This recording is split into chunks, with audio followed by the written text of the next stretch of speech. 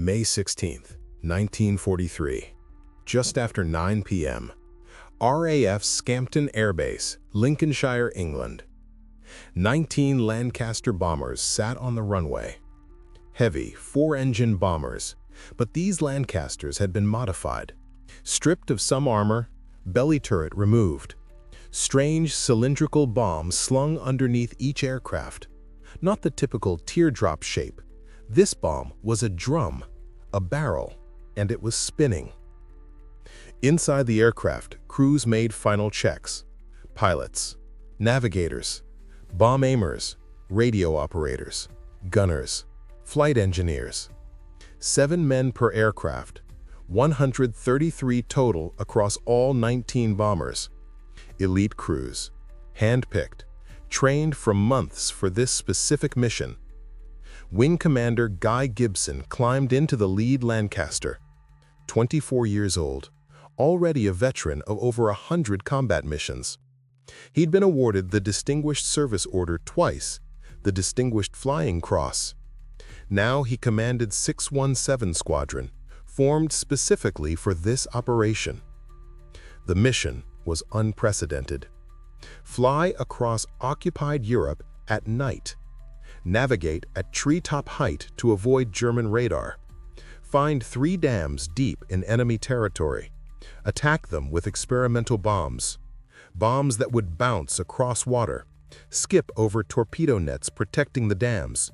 Sink against the dam walls. Explode at precise depth. Shatter concrete. Release millions of tons of water. Cripple German war production. The bombs had never been used in combat. The technique had never been tested under fire. The entire concept seemed impossible. Military leadership had said so for 2 years. Bombs don't bounce. Physics doesn't work that way. But Barnes Wallis had proved them wrong. An engineer, self-taught aircraft designer. He'd spent 2 years developing the bouncing bomb, ran countless tests, built models, demonstrated the concept in water tanks, showed that with perfect conditions, bombs could skip across water like stones thrown by a child. Perfect conditions, that was the problem. The bombs would only work if everything was exactly right. Aircraft altitude had to be precisely 60 feet above water. Not 65 feet, not 55 feet, exactly 60. Aircraft speed had to be precisely 232 miles per hour. Not faster, not slower, exactly 232.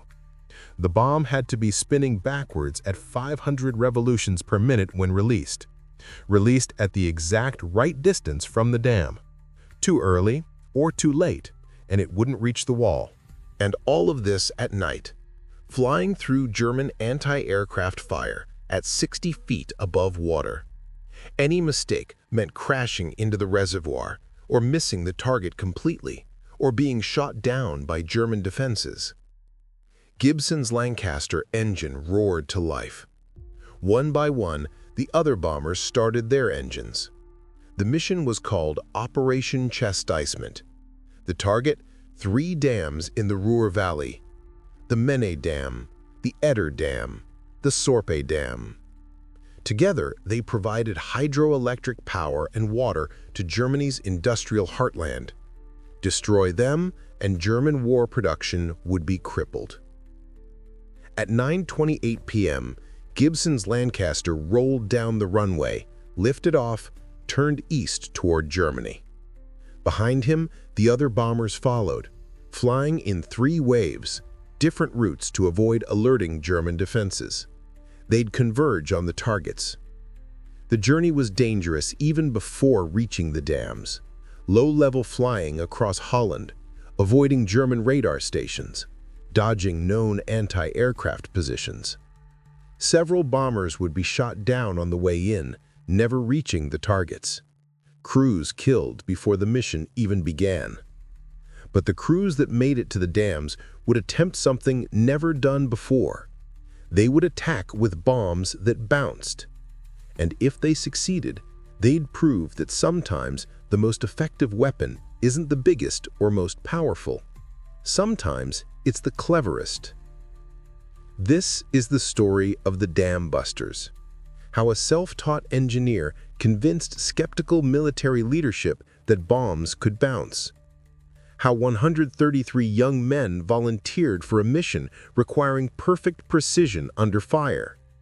How 53 of them died on a single night. And how the raid changed how wars are fought. The story begins in 1942. Britain was at war, fighting desperately. The Battle of Britain had been won, but Germany still controlled most of Europe. The Nazis seemed unstoppable. Britain needed to find ways to strike back, to damage German war production, to prove Germany wasn't invincible. The Ruhr Valley was Germany's industrial center. Factories producing steel, munitions, machinery, everything needed for the war effort. The valley depended on water.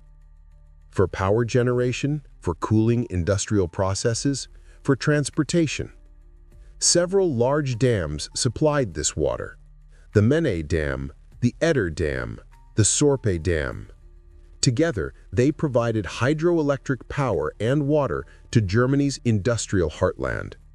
Destroy these dams, and the entire industrial region would be crippled. British strategists recognized this vulnerability. The dams were high-value targets, but they were also heavily protected. The Menne Dam especially, massive concrete structure, nearly 50 meters tall, over 600 meters long, held back over 100 million cubic meters of water. Breaking through that much concrete seemed impossible with conventional bombing. Even if you could deliver enough explosives, the dams were protected. Torpedo nets in the water prevented underwater attacks. Anti-aircraft guns surrounded the reservoirs. German defenders knew the dams were strategic targets. They were ready. Conventional bombing from high altitude wouldn't work. Bombs dropped from 20,000 feet were too inaccurate. You might hit near the dam, but hitting the dam wall itself precisely? Nearly impossible. And even direct hits from conventional bombs wouldn't breach the massive concrete structure. This is where Barnes Wallis enters the story. An engineer at Vickers Armstrong, aircraft designer. He designed the Wellington bomber. Innovative geodetic construction, strong but lightweight. The Wellington was one of Britain's most successful bombers. Wallis understood engineering, understood physics, understood how to solve problems others thought impossible. Wallis became obsessed with the dam problem. How do you destroy a massive concrete structure that's heavily defended and seemingly impregnable? Conventional approaches wouldn't work. He needed something different, something clever. He studied dam construction, researched structural vulnerabilities. Concrete is incredibly strong under compression, but weaker under tension, stress. If you could create massive stress on the dam wall, it might crack. But how do you create that much stress? Water pressure. The dam held back millions of tons of water. That water exerted constant pressure against the wall. If you could create an explosion right against the dam wall, underwater near the base, the explosive force combined with water pressure might create enough stress to crack the structure. Once cracked, water pressure would do the rest. The crack would widen, the wall would fail, the dam would collapse. But how do you get a bomb to explode right against the dam wall underwater? Dropping bombs from aircraft meant they'd hit the water and sink. They'd explode somewhere in the reservoir, not against the wall, not at the right depth. The explosion would be diffused by water, ineffective. Torpedo attacks? The dams had torpedo nets, underwater barriers preventing torpedoes from reaching the wall. Standard naval torpedoes couldn't get past them. Wallis thought about the problem differently. What if the bomb could skip over the torpedo nets?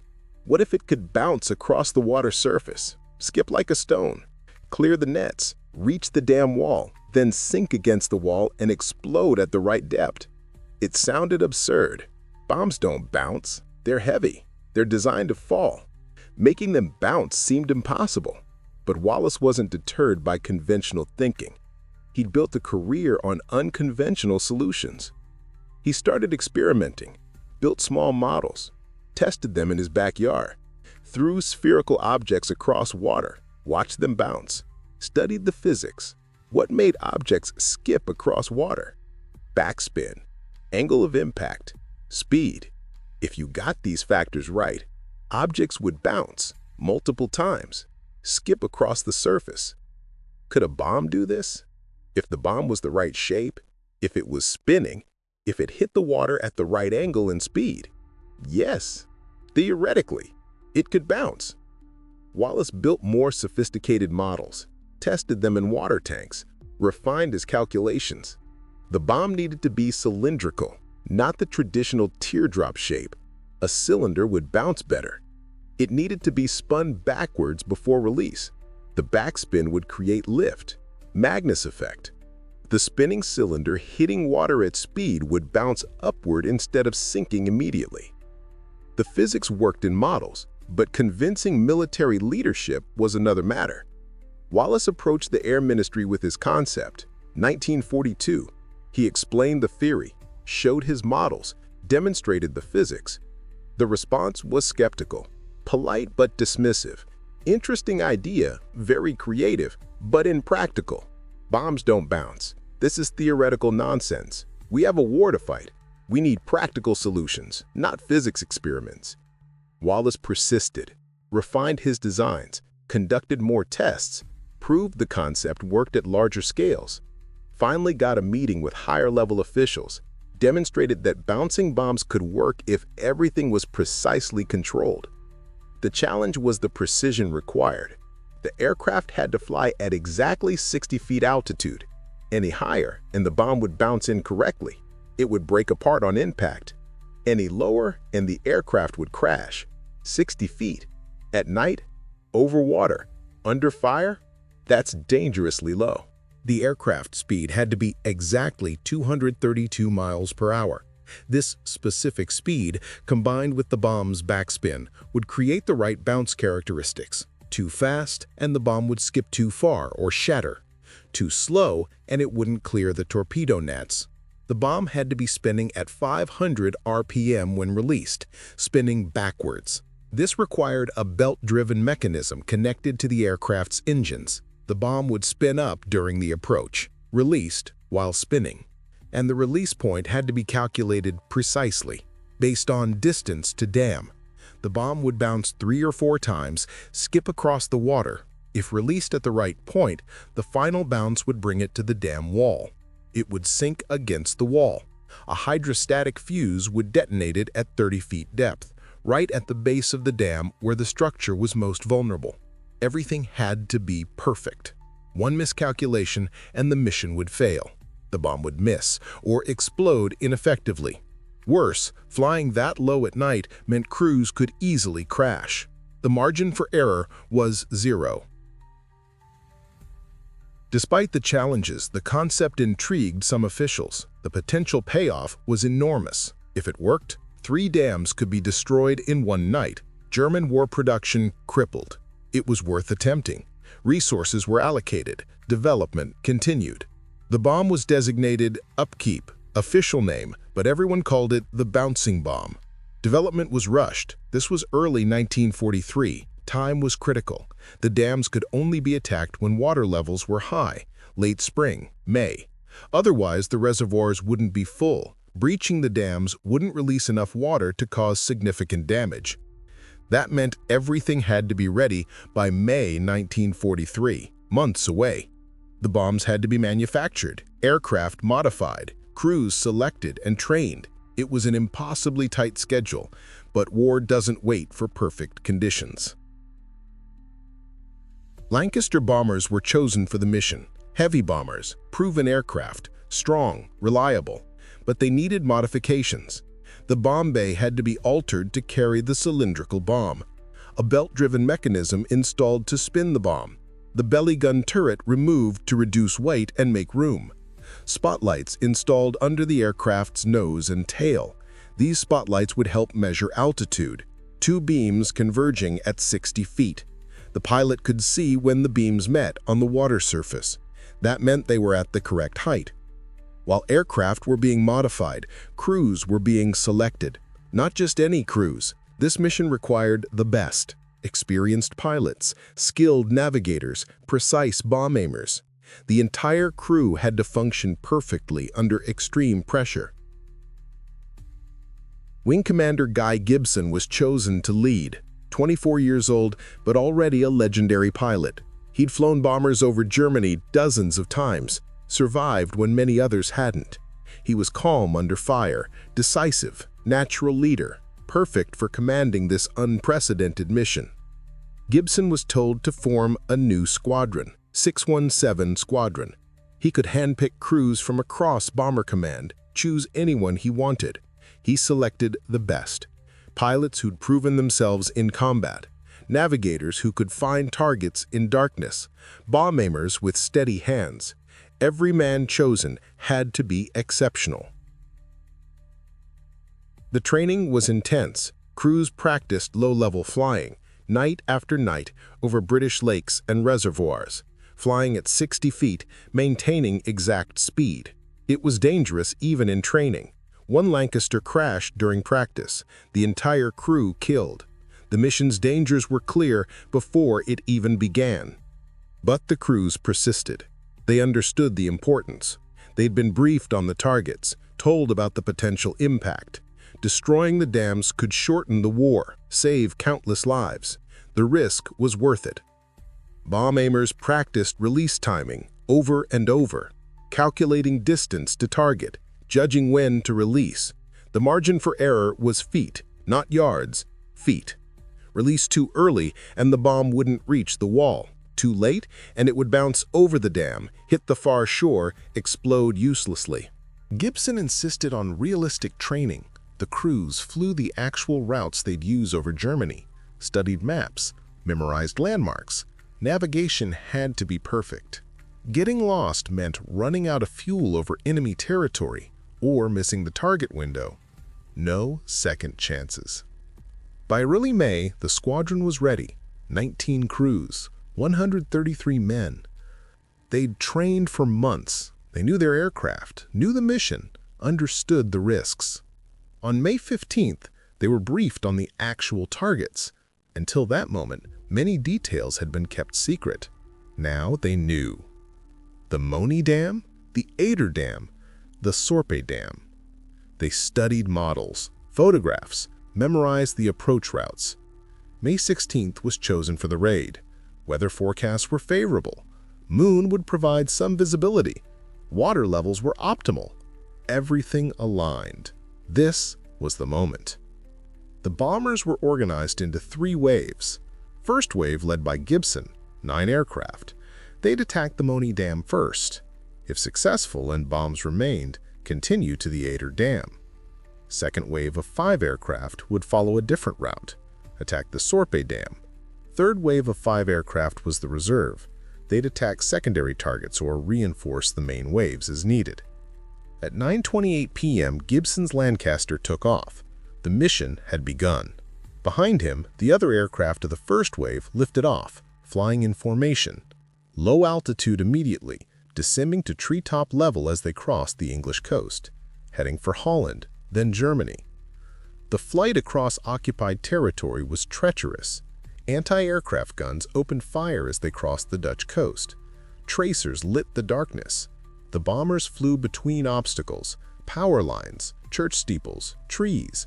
One Lancaster flew so low it struck power lines, survived but sustained damage.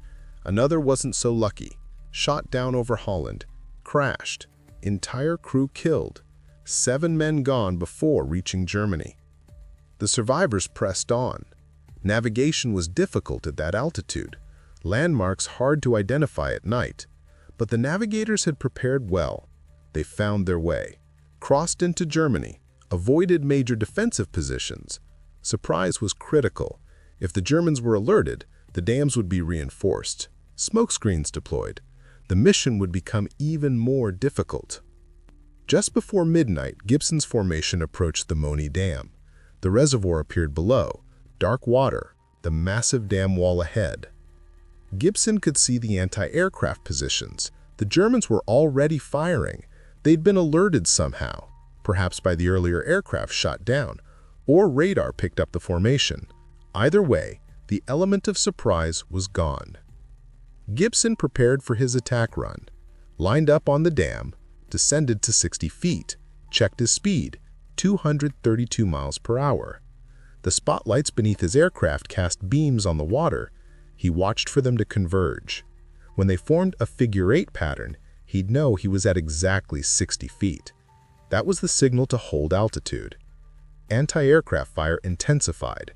Tracers arced across the water. Some passed close to Gibson's aircraft. His gunners returned fire, trying to suppress the German guns. The bomb aimer lay in the nose, watching the dam approach, calculating release point. He had a simple sight. 2 nails, positioned to line up with the dam towers when they were at the right distance. When the towers aligned with the nails, release. The bomb underneath Gibson's Lancaster was spinning, 500 RPM, the belt drive whirring, everything ready. Gibson held altitude, held speed, steady, calm, despite the anti-aircraft fire, despite the danger. This was what months of training prepared them for. The bomb aimer called out, "Steady, steady." The towers approaching, almost in position. The aircraft vibrated from the spinning bomb. Gibson's hands steady on the controls, the gunners firing at German positions. Now! The bomb aimer released. The spinning cylinder dropped from the aircraft, hit the water, bounced, a massive splash. The backspin created lift. The bomb jumped back into the air, came down, bounced again, skipped across the reservoir surface. Gibson pulled up, climbed away, banked to watch. The bomb bounced 3 times, cleared the torpedo nets, reached the dam wall, sank against it. Seconds passed, then a massive explosion. Water erupted. A column of spray shot hundreds of feet into the air. The dam wall shook, but held. It didn't break. Gibson circled, assessed the damage. Cracks visible, but the wall hadn't failed. They'd need more bombs, more explosions, apply more stress until the structure failed. He radioed the next aircraft. "Your turn. Attack." The second Lancaster made its approach. Same procedure. 60 feet altitude, 232 miles per hour. Anti-aircraft fire even heavier now. Germans fully alert. The bomber came in, released its bouncing bomb. The bomb skipped across water, hit the dam wall, sank, exploded. Another massive eruption. More cracks in the wall, but still no breakthrough. The concrete was holding, incredibly strong. This dam was built to last. But stress was accumulating. Each explosion weakened the structure. More pressure, more cracks. Third aircraft attacked. Same result. Bomb bounced, hit the wall, exploded. The dam wall shuddered. Large cracks now clearly visible. Water beginning to seep through, but no collapse yet. Fourth aircraft. Gibson called them in. Steady approach despite the intense fire. The bomb released, bounced, reached the wall, sank. The explosion seemed bigger this time, perhaps because the wall was already weakened. The water erupted, and then the wall failed. A section of the dam collapsed. Massive water pressure did the rest. The crack widened, more concrete gave way. Suddenly, a massive breach opened. Millions of tons of water began pouring through. A wall of water 50 feet high roared down the valley, destroying everything in its path. Villages, factories, bridges, railways, infrastructure obliterated. The crews watching from above saw the catastrophic flood. The Moan Dam had been breached. Mission success on the first target, but the cost was already high. One aircraft shot down on the way in, another damaged, and the night wasn't over. Gibson had bombs remaining. He led his formation toward the second target, the Aider Dam, 80 kilometers away. They arrived around 1:30 a.m. The Aider Dam was in a more difficult location, surrounded by hills. The approach required flying through a narrow valley, descending sharply, turning at the last second to line up on the dam, then climbing steeply after release to avoid the hills on the far side. It was incredibly dangerous even without enemy fire. Fortunately, the Ader Dam had fewer anti-aircraft defenses, more remote location. The Germans hadn't expected an attack here, but the geography itself was a formidable defense. Several aircraft made approaches but had to abort. The angle wasn't right, speed wasn't correct. They circled and tried again. Finally, one aircraft made a successful approach, released its bomb. The bomb bounced, hit the Ader Dam wall, sank, exploded. Damage visible, but the wall held. Strong construction. Another attack needed. Second aircraft tried. Multiple attempts. The approach was so difficult. Finally got lined up correctly. Released. Bomb bounced, hit the wall, exploded. The Ader Dam wall cracked, then failed. Another massive breach. More millions of tons of water released. Another devastating flood down a different valley. 2 dams destroyed in one night. Unprecedented success, but at tremendous cost. As the formations regrouped and headed home, the losses became clear. 8 of the 19 aircraft had been shot down or crashed. 56 men killed or captured. Over 40% casualties. The second wave attacking the Sorp Dam had lost aircraft as well. That dam had different construction, earth and rubble core. The bouncing bombs damaged it, but didn't breach it fully. Of 133 men who'd taken off that night, 53 would never return. Killed in crashes, shot down by anti-aircraft fire. Some died when their aircraft hit power lines or crashed into hills during the low-level flying. Some were captured after bailing out over Germany. Only 53 made it home to England. 53 others became prisoners of war. For the survivors, the flight home was exhausting. Hours of low-level flying, constant vigilance, German fighters hunting for them, anti-aircraft fire whenever they crossed defensive zones, fuel running low. Some aircraft barely made it back, landing with nearly empty tanks. Guy Gibson landed at 4 a.m., exhausted, drained, but alive. When he was debriefed, the intelligence officers confirmed what reconnaissance photos would later verify. 2 major dams destroyed, massive flooding, German war production disrupted, railway lines washed away, power plants knocked offline, factories flooded.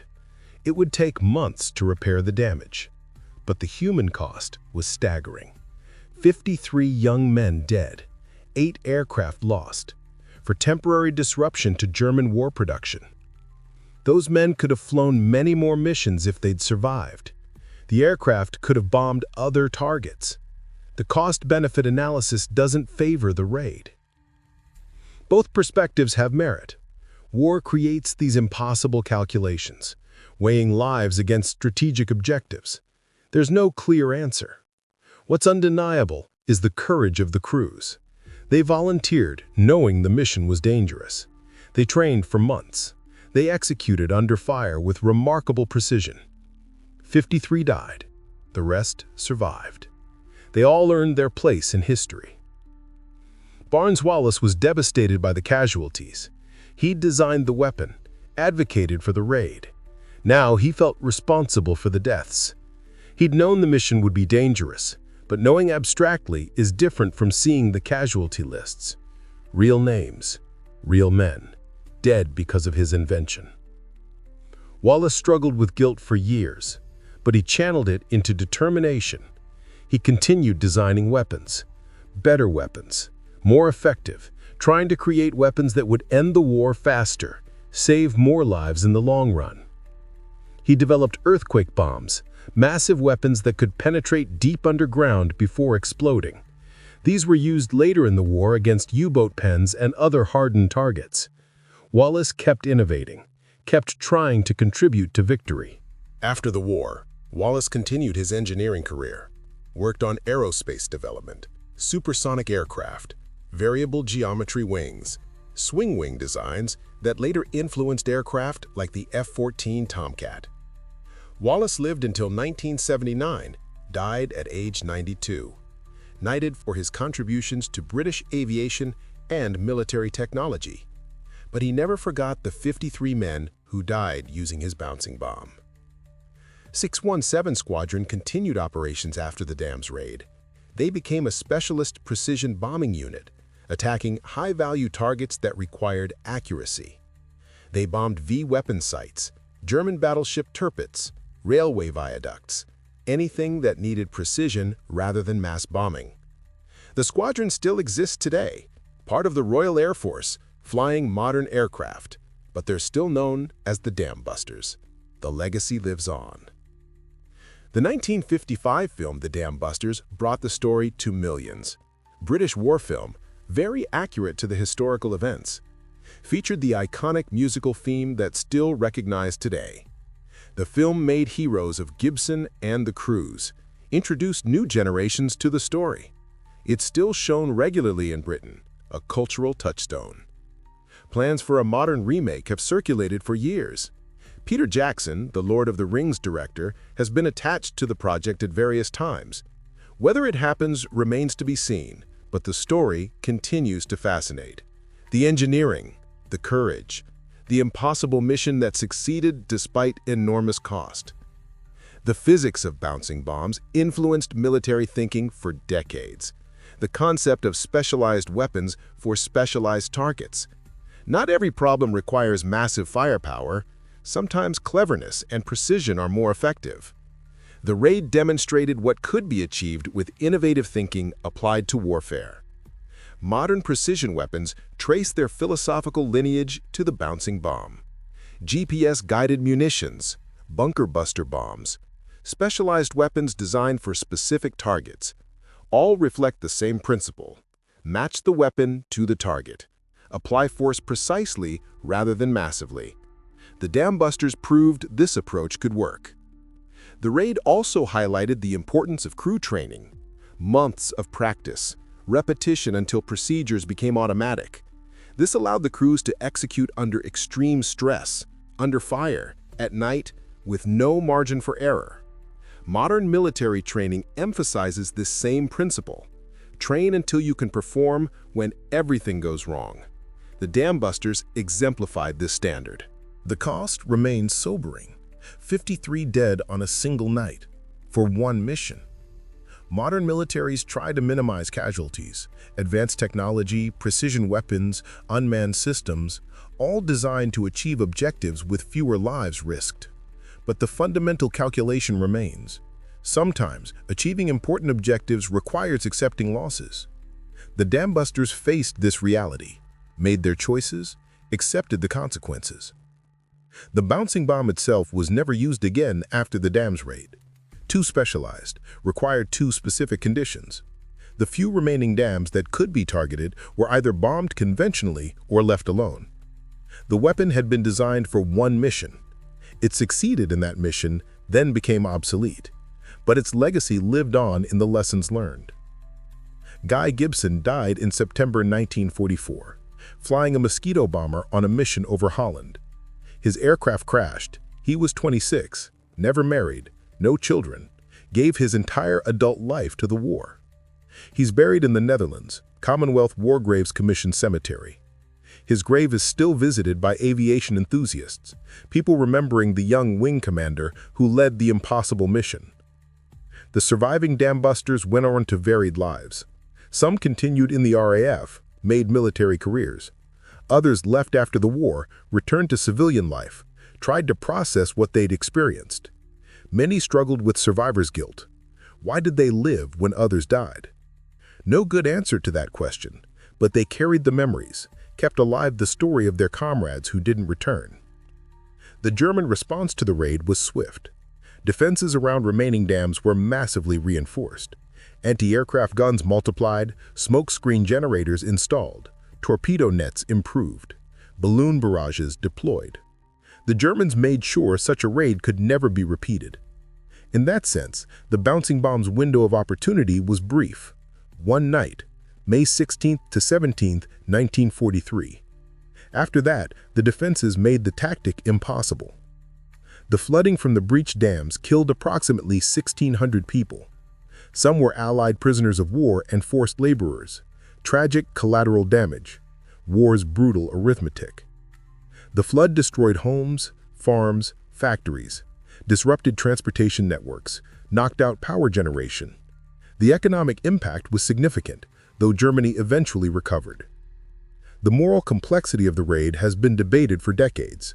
Strategic success versus human cost, military necessity versus collateral damage, innovation versus risk. There are no simple answers. The dam busters operated in the context of total war, a conflict where both sides accepted enormous casualties as the price of victory. Judging their actions requires understanding that context. What's undeniable is the remarkable achievement. Barnes-Wallis invented a weapon most experts said was impossible. The crews trained to use it with precision most thought unattainable. They executed a mission most considered suicidal. 2 major dams were destroyed. German war production was disrupted, and the raid demonstrated that creative thinking could overcome defenses that seemed impregnable. The bouncing bomb worked because Barnes-Wallis understood physics, understood how objects interact with water, understood that backspin creates lift through the Magnus effect, understood that cylindrical shapes at precise speeds would bounce rather than sink. He took these principles, applied them to a military problem, created a weapon that did exactly what he predicted. The raid succeeded because 133 men trained relentlessly, practiced until they could fly at 60 feet in darkness, until they could maintain exactly 232 miles per hour under fire, until they could judge release points with precision measured in feet. They became so skilled that even under extreme stress, under fire, at night, they could execute flawlessly. 53 of those men died. They knew the mission was dangerous. They volunteered anyway. They believed the objective was worth the risk. They were young, most in their 20s. They should have had full lives ahead of them, careers, families, grandchildren. They gave all that up for their country, for their comrades, for a mission they believed mattered. The survivors carried their memory forward, told their stories, made sure the 53 weren't forgotten. Every year on May 16th, survivors gathered, remembered the raid, honored the fallen. As the survivors aged and passed away, others took up the remembrance.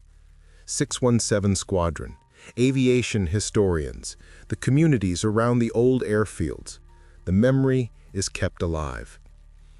The engineering achievement stands as testament to human ingenuity. When told something is impossible, Barnes-Wallis proved it wrong. When told the precision required was unattainable, the crews achieved it. When told the mission would fail, they succeeded. Not perfectly. The cost was heavy, but they accomplished what they set out to do. The Dam Busters raid remains one of the most famous operations in military history. The story has everything: innovation, courage, sacrifice, impossible odds, dramatic success, tragic cost. It's been told and retold in films, books, documentaries. Each generation discovers it anew, finds inspiration in the engineering, the bravery, the determination. 80 years later, the lesson endures. Sometimes the solution to an impossible problem requires thinking differently, requires challenging assumptions, requires accepting risk. The bouncing bomb seemed absurd until it worked. The mission seemed suicidal until it succeeded. The cost seemed unbearable until you understood what they achieved. May 16, 1943, 133 young men carrying bombs that would bounce, flying a mission experts said was impossible.